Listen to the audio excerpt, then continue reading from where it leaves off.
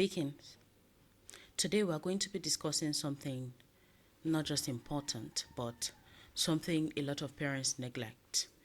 Something that I wished sincerely that I had when I started my journey on parenting.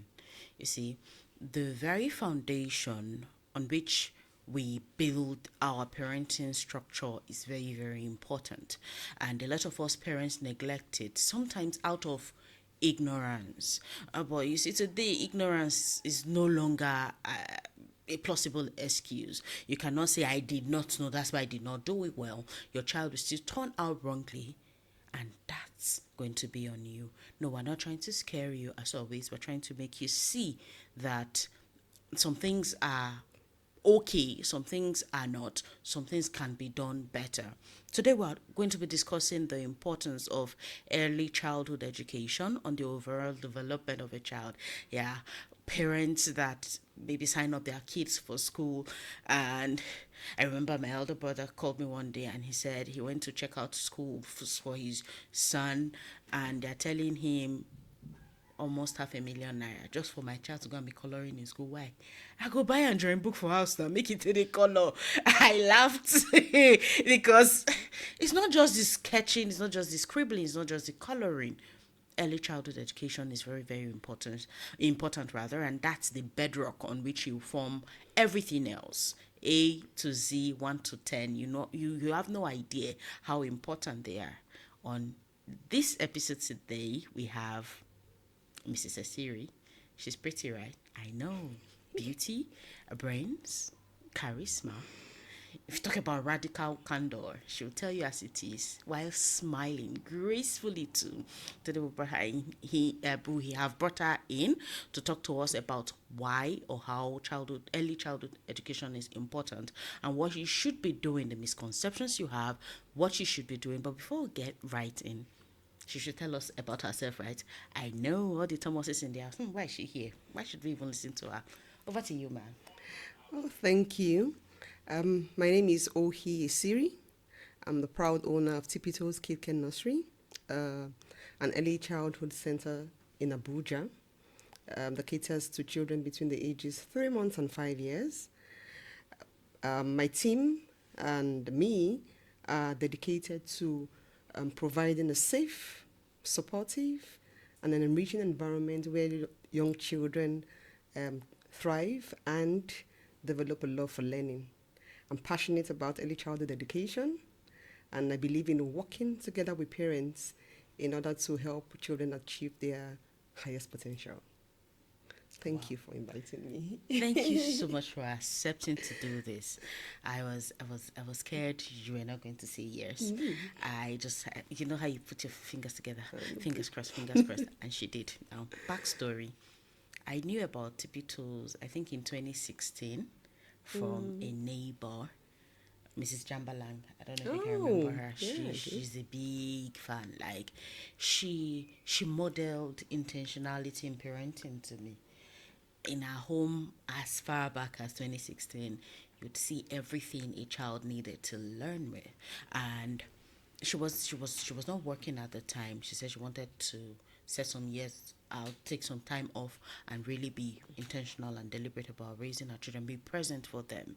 You go to her place. She was so regimented. She'll tell you, at so time, you don't come to my house because my children are taking a nap. Even her family, they know that everybody played by those rules. You see, it showed me firsthand that somebody could actually say, hey, I want to do this, and then everybody would fall in line. She was always talking about your school and how you guys made it easy for them parents. Like, I just wake up in the morning and I have to get them ready for school. They take breakfast at school. Of course, they'll be taken care of. They'll be sorted. I'm like, oh my God, what sort of school is this? Like, she always used to blow my mind. Thank you so much for being that person who saw the needs, who still does see the needs of parents, and who has gone ahead of time. 2016, who has gone ahead of time to create that environment. Sometimes parents want to be intentional, they want to be deliberate, but you know how stressful it is in the morning to wake up and rush and make breakfast, pack lunch and everything. There are little things, those little things that make parenting easy.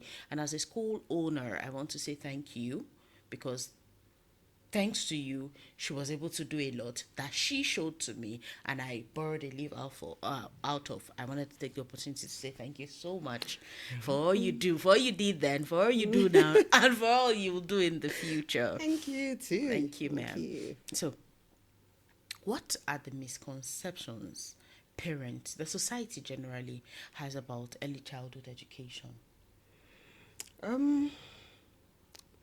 Misconceptions. They're changing now, but some people still think it's not necessary. Okay. Some people think the children are too young to start school. What do they do there?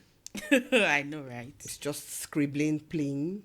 It's just babysitting or supervision of children. True. Those are some of the misconceptions that, some parents have about the early childhood education. But of course, it's not what it is. It's not what they think. There are lots of benefits bringing the children to school on time. And as we all know, the early years are the first 8 years of life. In those years, children's brain develop really, really fast.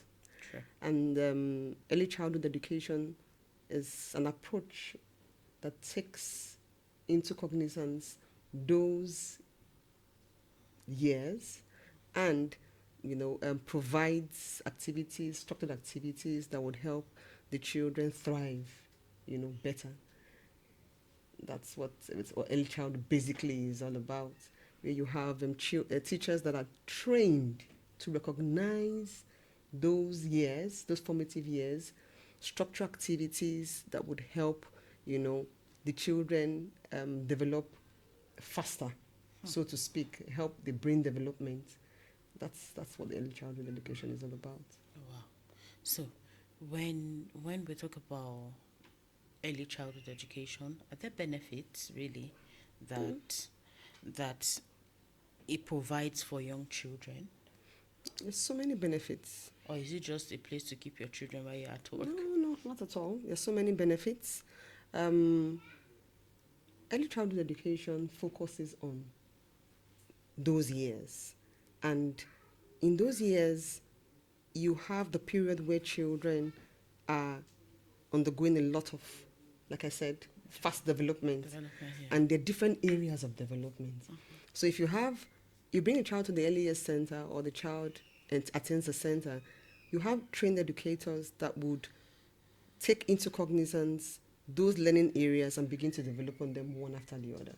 So there are lots of benefits: physical development, there's emotional development, social development, and then these then form the bedrock upon which you have literacy skills and numeracy skills and the likes. So the early childhood education is the bedrock. It is the bedrock. It's the foundation upon which you build on. Foundation, bedrock. Those two words are powerful. Foundation, bedrock. And you did not say just anybody, trained experts. Trained, and I Emphasis. and yes, there's emphasis on trained. Yes, because I feel like a lot of parents neglect that part. Let me just keep this child here. After all, it's just not be only coloring. They'll just be coloring and playing there now. They do not really understand that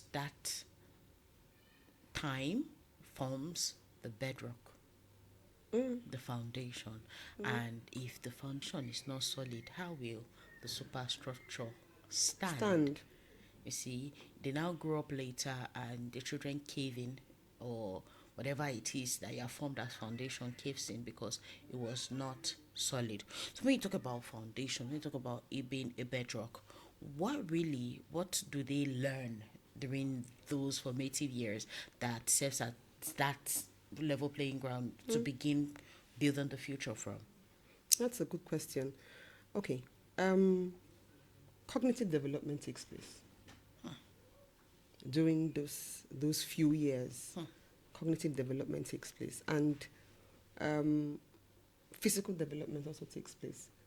But with the early childhood education, if you noticed when I talked about what it does, I said the trained educators help to provide a structured approach. So it's not just child coming to school, playing, or scribbling. The activities that take place in school are structured, and there's not one activity that focuses on one area of development. So let's take storytelling, for example. You're telling a story, you're telling the child a story. Trained educators, and I will continue to use the word trained educators because there's a way we go about it. And that's what makes the difference, to be honest. So trained educators will tell the story such that the child is left sometimes to predict the outcome. So you're not just telling a story. While you're telling a story, the child definitely is building vocabulary. The child is absorbing information, analyzing that information, and making connections. So as simple as storytelling is, it has a huge role to play in the child's life, in the child's development. Say puzzle fixing, for example. Puzzle fixing, for example, you give a child a puzzle to fix. Puzzle fixing would help a child to learn how to solve problems. It will help a child to develop logical reasoning. Wow. How to understand patterns, because if you're solving a puzzle, you need to see the pattern. If it's a pattern in the colors, look for the piece and fit it in and analyze. So you see that activity alone in itself has a positive effect on the overall development of the child.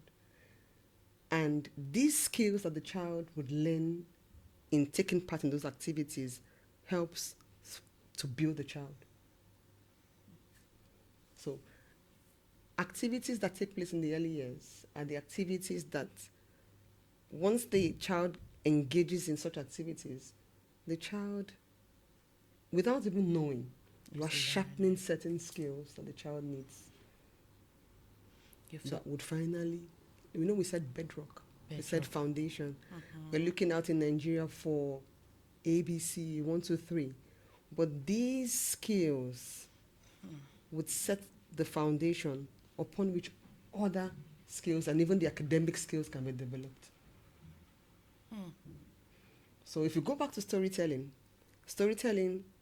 would help the child, of course, in the long run, comprehension, reading, writing, which is what we look out for, right? Phonic awareness. All those can be built from storytelling. So at the end of the day, the math, the English, and all those other concepts that we want the child to learn, we have to start somewhere. And that's the seemingly little activities that take place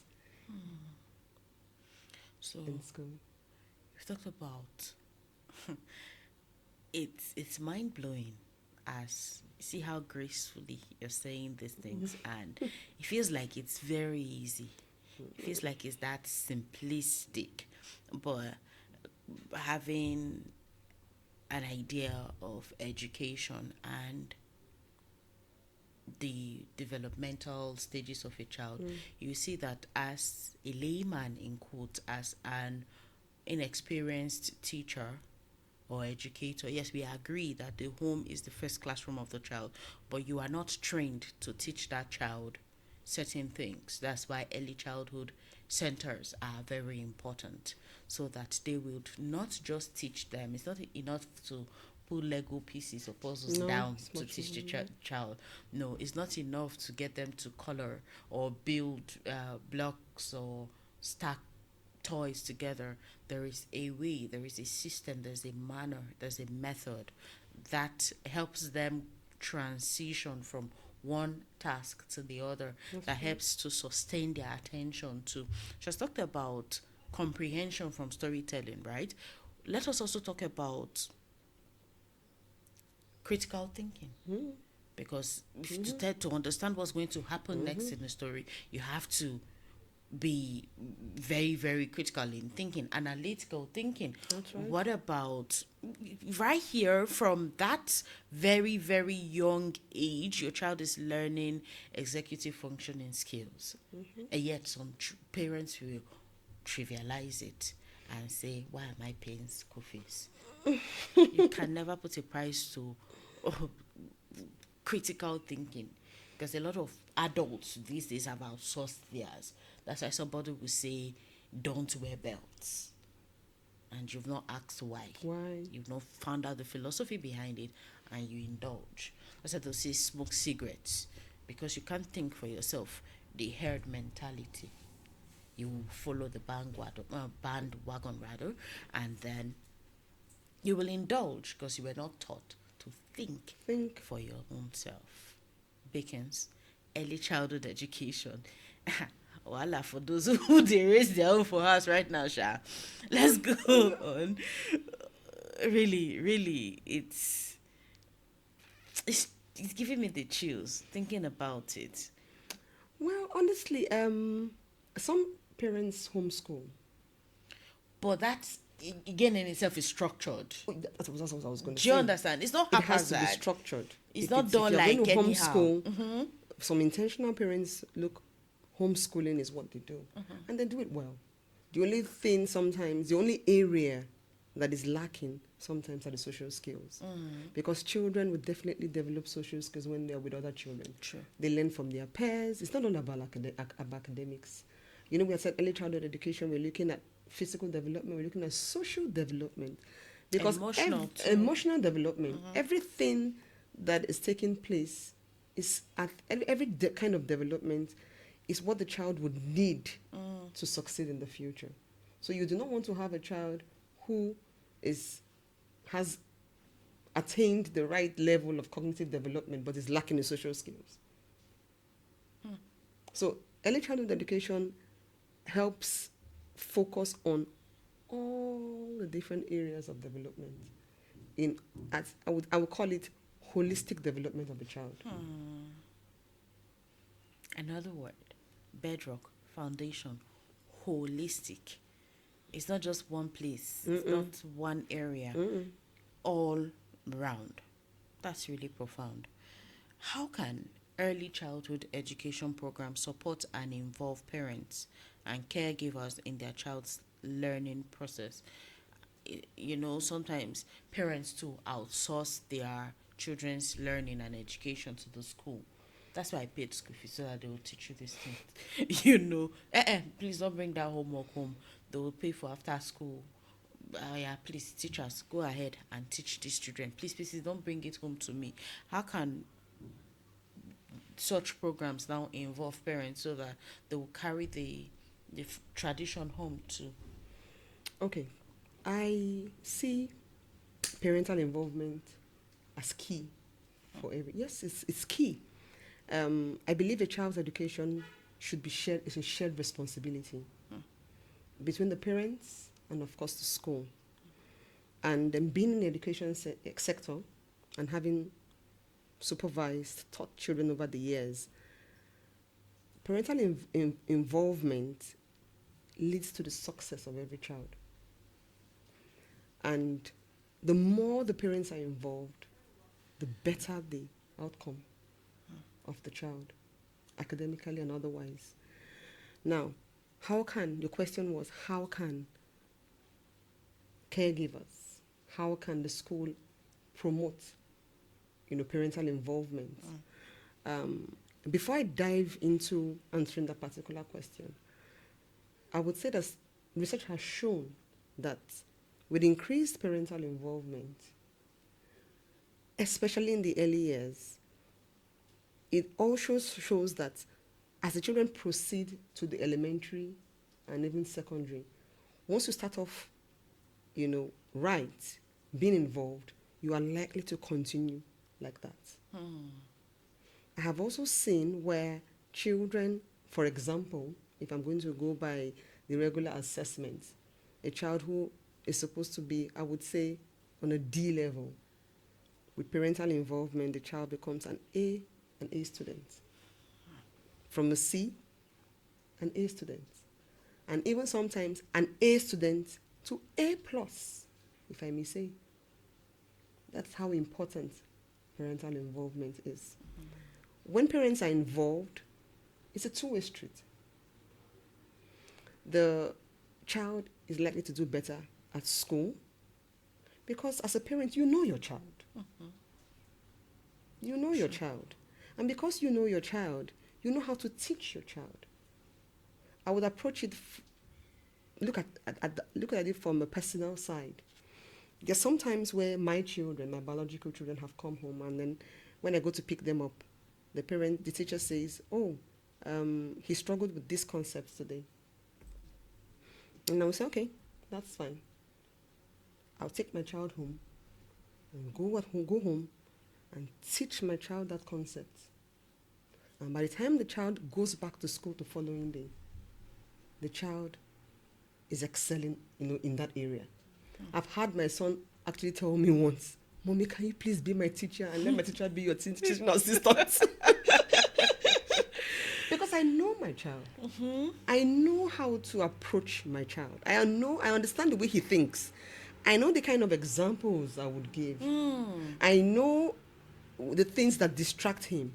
If it's now one-on-one, And so I'm able to take advantage and you have more time on your and I have hands. more It's time. not a 40 It's not a 40-minute thing. period. I would teach until he understands. I would use everything I know he likes until he or she, understands what I'm trying to teach. And so at the end of the day, as a teacher, I benefit. If you're the teacher, you benefit because that stress is taken off you. True.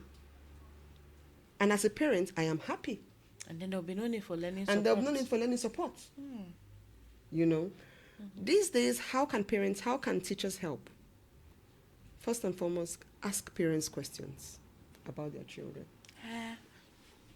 Excuse me, ma. Is it not parents that you see that you ask questions? Because these days, it's even nanny and driver. They used to drop children in to be honest, at Tippy Toes, we go the extra mile. We call. Oh, yes, we do. We would give that call. It's important. I feel that's the starting point. We would disturb you. We would call. So ask parents about their children. Let them give you information. Whatever information they give to you, you can then work with it. Because they understand their children better than you do. Give parents feedback. And these days, with technology, you don't necessarily have to come in to get the feedback. True that. No. Daily reports, you have a lot of apps these days that we use in school to send reports. So if you don't want to pick the book and flip through to say, "Oh, this is a communication book," at Tipitos, we've never even used the communication book. Well, so you send them emails or an app that will pop on their phone and they're forced to read to see how the child fared that day. Give parents feedback. In that way, parents will be involved. Daily reports, PTC, parents-teacher conferences, have such conferences and let parents come in and discuss privately about, their children with you. I would also say you could also provide some complementary activities that parents can use at home with children. If you try with 100 parents and you succeed with 75, you've done well. True. So no matter what you put forward, not everybody would, comply or take advantage of it.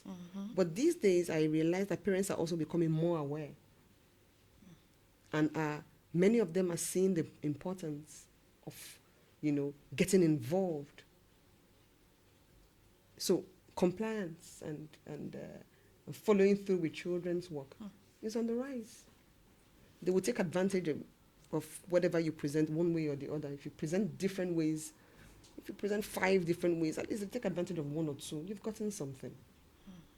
Very true. You've gotten something. So these are ways that we can get parents to be involved in their children's learning or in their children's education. That's a lot.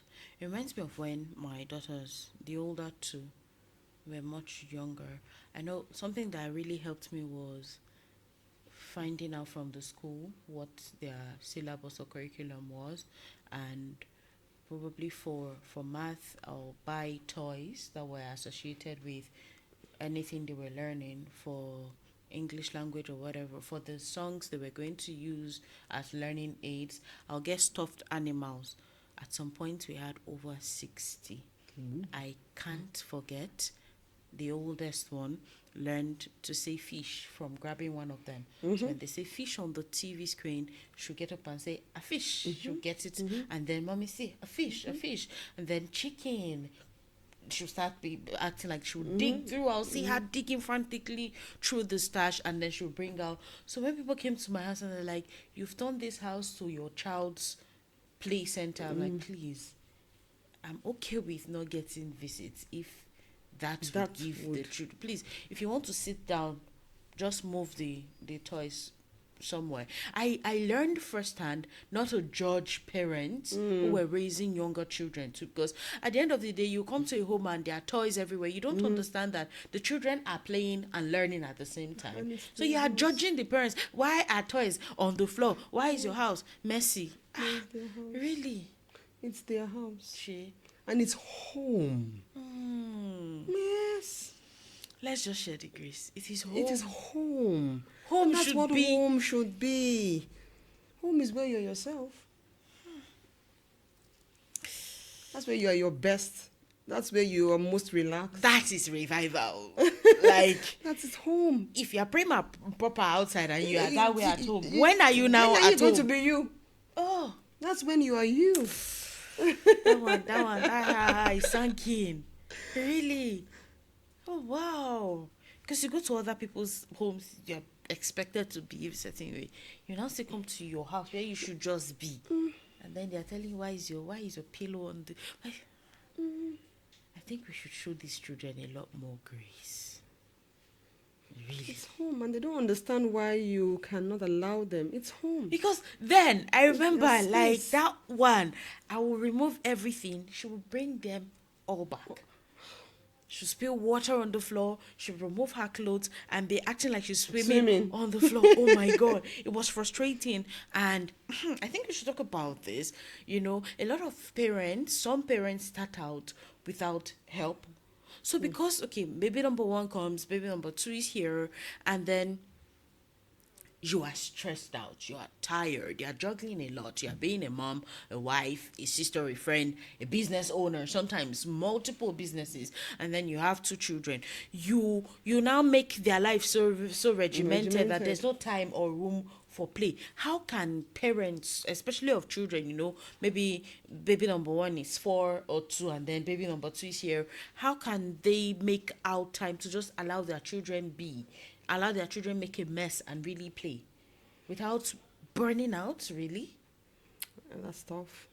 But honestly, Especially without help, I believe in getting help. Maybe I'm not able to relate, but honestly, I believe in getting help. Because if you are, I feel you can only give your best when you are at peace, when you are happy. So it is true that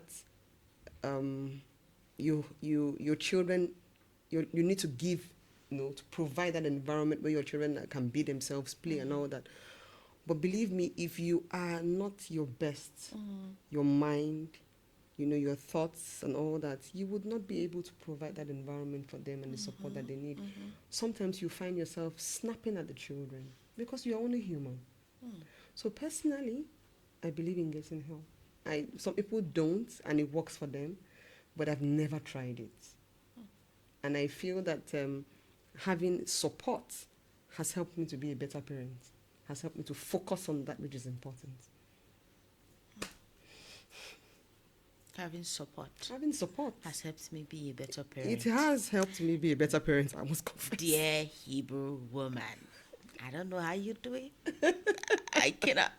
Like, I've been on both sides of the fence, and I can tell you for free that this other side, where we are not Hebrew women, it's better for my sanity. It is. And really, it helps. It helps. There's this mindset. I had to do this for my own sanity. If you see anything online, about helps or maids or nannies or housekeepers, whatever you call yours, and they poisoned madam, they did that to Oga. Don't forward it to me. Don't tell me about it. I don't want to know. The reason is the mind is a fertile ground. Oh yes, it is. Whatever seed you put in there will grow.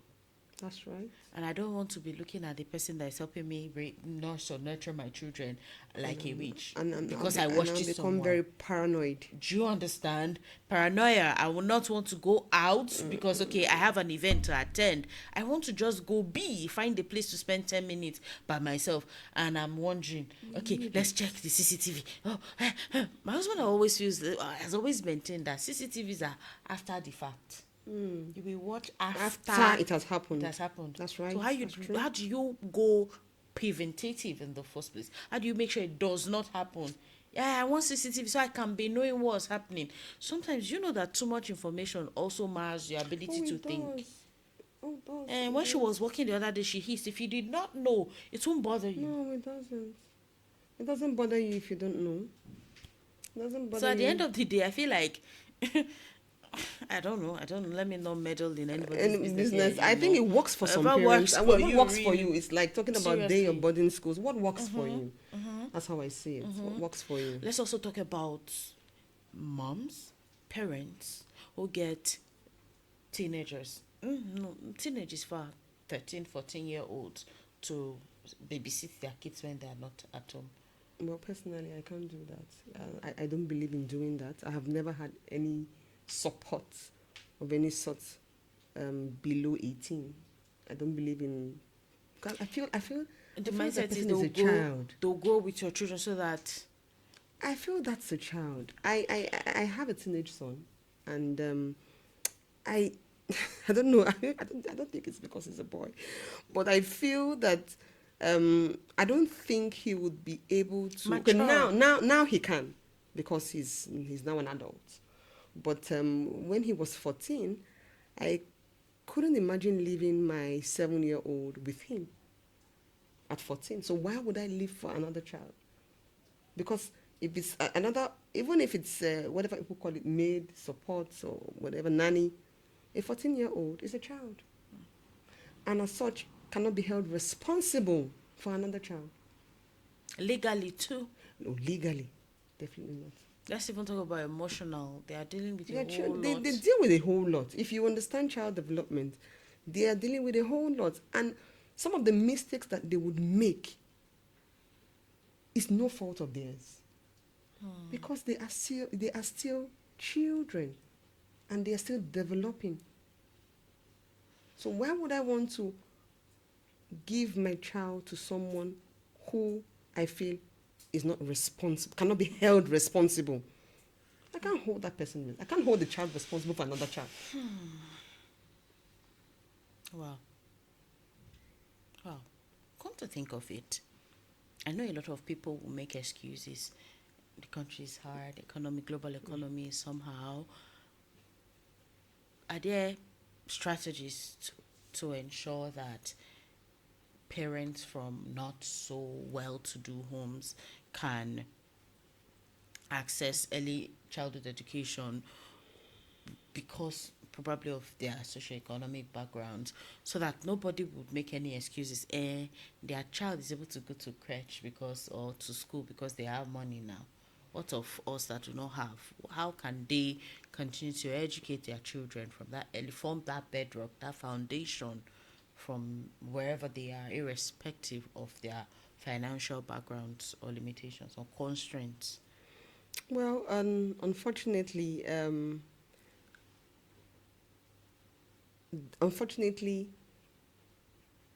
private organizations are the ones that are able to offer the services of crèche and other kinds of support system in early education.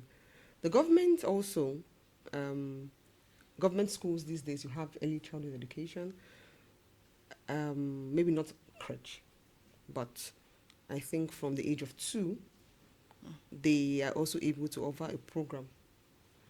But these are being offered in, I won't say the cities, but they're not available everywhere. True. There are some disadvantaged communities, and the best would be for government to invest in early childhood education, such that the disadvantaged communities have access to early childhood education by providing the infrastructure, by providing good staffing, trained teachers, resources, technology, so that children there also are able to take advantage, parents are able to take advantage, and children are also able to learn and develop appropriately. I think it's the government really that would be responsible for making sure that you have early childhood centers, And then awareness everywhere. is created. And of course, the awareness is created. The awareness is created and about the benefits of early childhood education.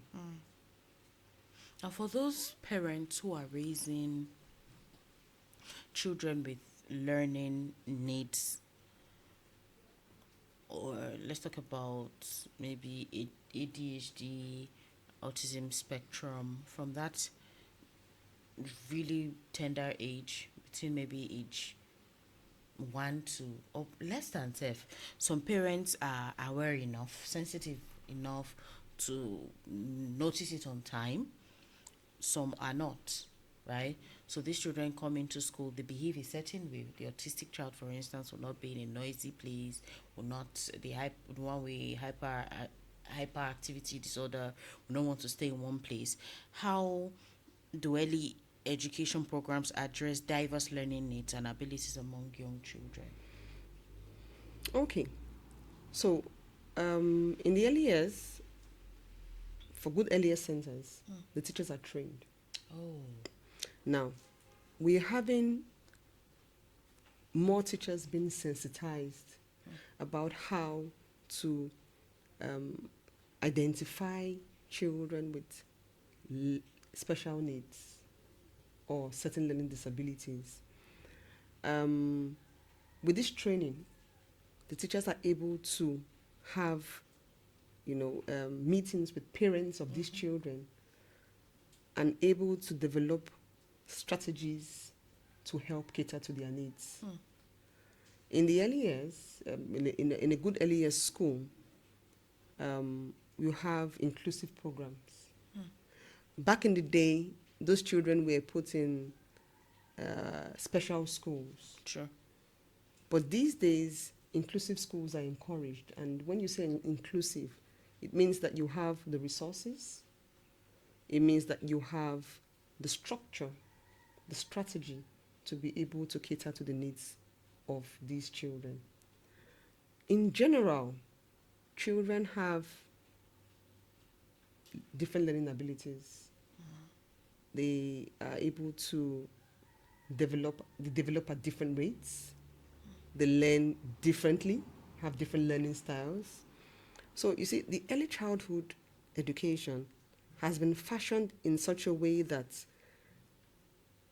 on its own, even without having children with special needs, you are able to identify that children develop differently, and you're able to provide a tailored approach to meet this difference in the children. So when you add children with special needs and you want to provide an inclusive, inclusive education, you need to have trained teachers who would meet these children's needs. You need to have the teachers plan. So it's not just having, saying, oh, we are an inclusive school, or you can bring the children. What are you going to do with the children when they come in? You have to have the methodology, how you want them to learn. You have to have the resources, and even your ways of assessing them. You cannot assess them the way you would assess every other child. So you have to be if you say you're fully inclusive, you have to think about ways to really be fully inclusive so that every child feels that comfort. Every child is learning regardless of the child's ability. Wow. So in good early childhood centers, for example, you have differentiated instruction where the teacher's method of teaching has to be tailored to meet the child's method of learning. Sometimes you have flexible grouping where you group the children in based on their interests or their skills, not necessarily based on their age, because schools you already group the children based on their age, or 1 to 2, 2 to 3, 3 to 4. But you can also further group the children in the classroom based on interests or ability to be able to effectively meet them, differentiated instruction, like I mentioned, and then, of course, inclusive education. These are the ways that you can help create individualized lesson plans or IEPs for the children that have special needs. Wow. Structure, methodology, strategy, staff. It's not just enough to say, I am doing this. It's not just enough to slam the name, we are inclusive. No. What will you do with these children when they come to you? What methods will you use? What structure do you have in place? What strategies are you going to employ? How are you going to assess or test them? Mm-hmm. Please, ma, let me now ask for, the believers. Your educator, your trained staff has told the parents, based on what we have observed over so and so period of time, your child is hyperactive. You may be raising an autistic child. God forbid, it is not my child. I rebuke it in the name of Jesus. They go all haywire on you with the faith route. Have you ever had such experience? How are you able to manage? Because so, honestly speaking, I would say, based on my experience, that we don't label any child. Okay. So that helps you. So what you do is just say what your observations are. Oh. Now, there are strategies. There's a way you go about it. When you notice that the child is lacking in one area of development, whichever area it is, what do you do? With the teacher, you have a meeting with maybe management or other people that will come and observe. So you have to be sure what you're saying. Okay. One, when you've done that, the next thing is you invite the parents for a meeting. Once parents are invited for a meeting, you are not labeling the child. You are not labeling the child's condition. Yours is to say, these are our observations. Oh. What have you observed? Now, as a trained teacher, you know what the milestone is for that child at that age. And so you are comparing the child to the expected milestone and not to any other child. Okay. So it's you now opening the parents' eyes to see what the expectations are supposed to be and where the child is at. Sometimes you have parents who are in denial, who would say, oh, it's because of this, that's why he's like that. He doesn't do that. He talks. Just when he's with me, he talks. Then I tell you, okay, if you say he does what I have never seen, could you do a video for me, please? And then many a times, there's really nothing to show. Wow. Many a times, there's nothing to show. And then, like I tell some parents, you don't look at one thing and then you draw the child to say, oh, your child is autistic because the child can't talk. No. There are other signs that the child would show. It's when you look at these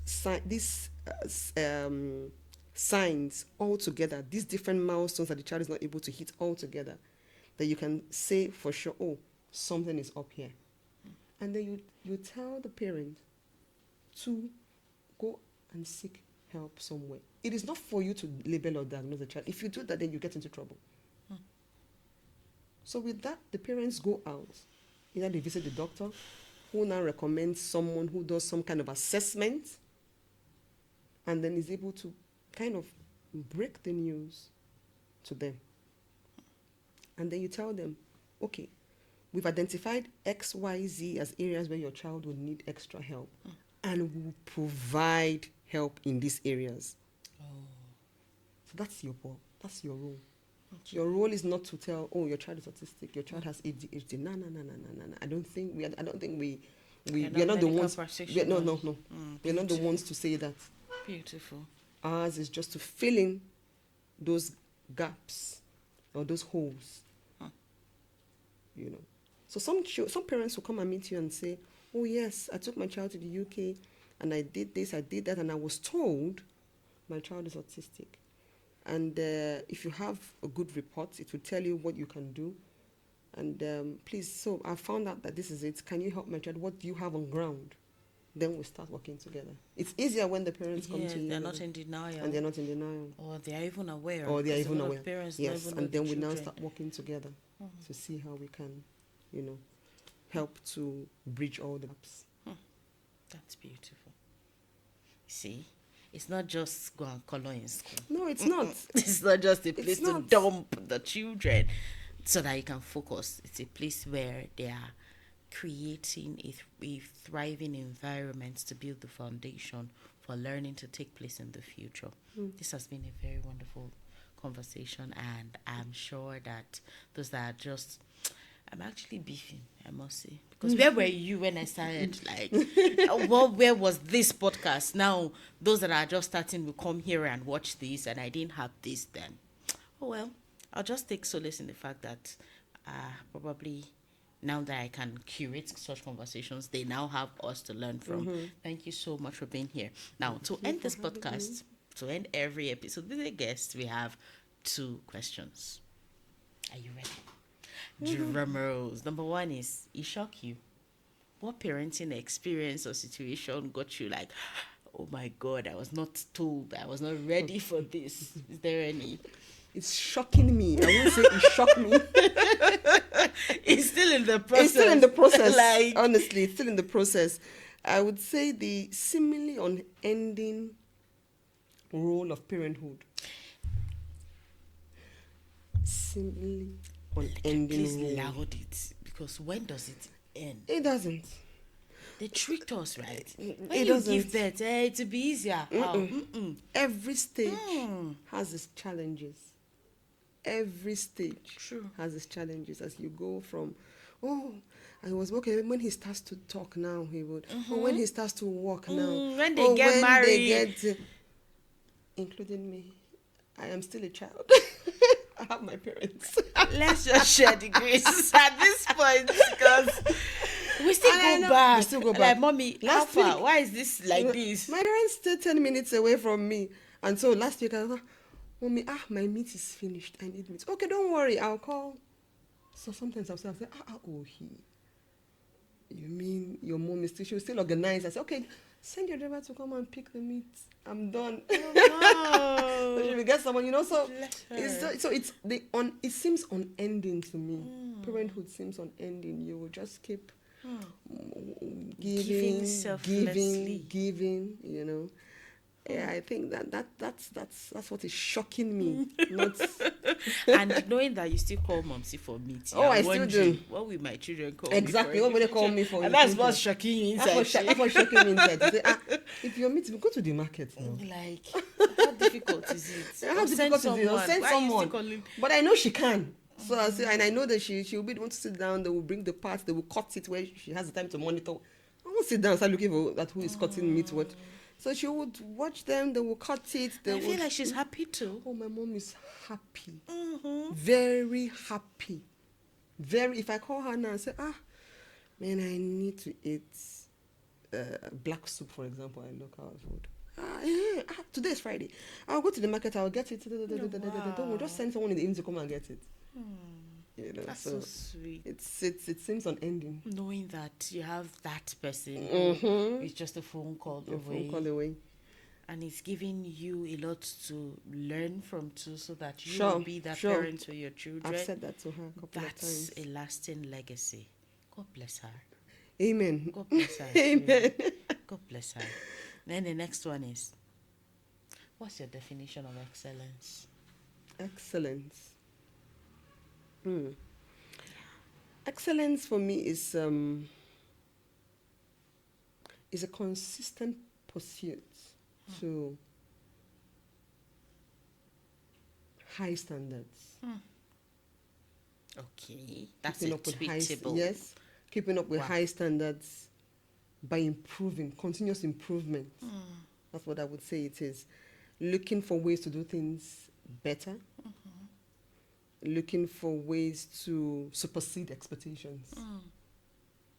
So that's constantly working on something, ending. never ending. Wow. Never thinking you've gotten to the peak and then you stay there. But constantly finding ways to improve on what, you know, what you've Wow. done. That's what I would say it is for me. That's remarkable. Constantly pursuing. It's not like it's waiting there for you, sitting in front of you, No. pursuing it, you're running after it. And when you reach there, you set new Set new milestones. milestones And then you try. keep That's at it. that's right. Oh, wow. Thank you so much. Thank you for Thank you having me. so much for doing this with us. Thank you so much. Thank you for It's having been, it's me. been amazing. It's been educative. It's been insightful. And I'm sorry because before this recording, we had a chit chat. Now you missed out of all the juice of all the. There are people that are walking institutions that should be studied. You know, you want to do something, this mentality of boss this, boss that. There are people you should study before you do certain things. Tippy Tools has been here for a long time, 10 and years. she's 10, and she does early years till age 5. Yes. By the second year, some people would already start pushing for university. Primary. University. Yes, university. We've been solely an early years center for 10 Solely, years. We've had some conveniently. pressure to extend, but I usually tell people we would extend horizontally and not vertically. So maybe other centers, at least for now. It's not something that I'm thinking about now. Honestly, I haven't thought about having a primary school. Really? Not at all. Not at all. Not It at takes all a lot of for now. security. It's a lot of awareness. And I talked to her about replicable genius, winning in one area and replicating it in That's other right. areas of your life. And she has mastered that, really. So when it comes to doing things, there are institutions you should learn from, not just schools or courses or programs. There are people who are walking with knowledge that would literally blow your minds. So stop saying, I don't like talking to people. I'm an introvert. You are stealing from yourself. You are robbing yourself of a lot of mind blowing, rich conversations that can actually move you from one point to the other. We talked about something, I'm like, oh wow, that's revival for me. That's something I would not have read in a book. That's something that, even if I bought a book about it, I would not have gotten that perspective. But from having just one conversation with her this morning, I have been saved. I have been delivered from a mindset that would have marred my daughters. Bakins, it is not enough to just be in your tiny little corner in the world and be raising what only you can use. You are raising global children that should be solution providers for the world at large. A wise man once said, the comfort zone, anyone's comfort zone is the greatest, biggest graveyard there is, because a lot of dreams die there. A lot of people die in their comfort zones. Get up, continue to pursue excellence, and keep being excellent, because like she has said, it is a continuous process. It's an ongoing one. You beat your milestones, you set new ones. She didn't say compare yourself or whatever you have achieved with other people. She said check out what you have done, set new ones. You get there again, keep going. The important part of it is the journey in itself, not in the destination. I believe you have learned something from this episode, and instead of judging other parents or faulting them, please do click the share button. Let us make excellence in parenting a collective mission, so that when you are learning, you are giving other people an avenue to draw strength from you too. She has done this from her benevolence.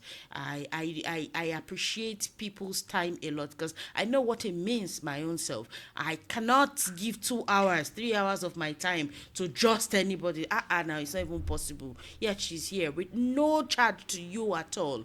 But I hope that you do make use of it. You learn a lot, and then you take notes. Try, push yourself. She said continuous pursuit. It means that for you to pursue, you need to have energy, right? You need to have the strength to. You need to be directional. You need to even know what you are looking at. You need to even have this team to go after what you are looking for. Pursuing, she did not say pursue and rest today. Continue to go at it. You fail today, you go again. You win tomorrow, go again. Don't stay so used to winning that you are just on one spot. Yeah, I won last week, and then you live in the glory of the past. Because we are here to guide, we're here to support, we're here to inspire, we're here to teach. I hope you are there to listen. I hope you're there to do, and I hope you're there to share too. Until we meet again in yet another insightful episode of the Laurie Brand Podcast, please stay excellent.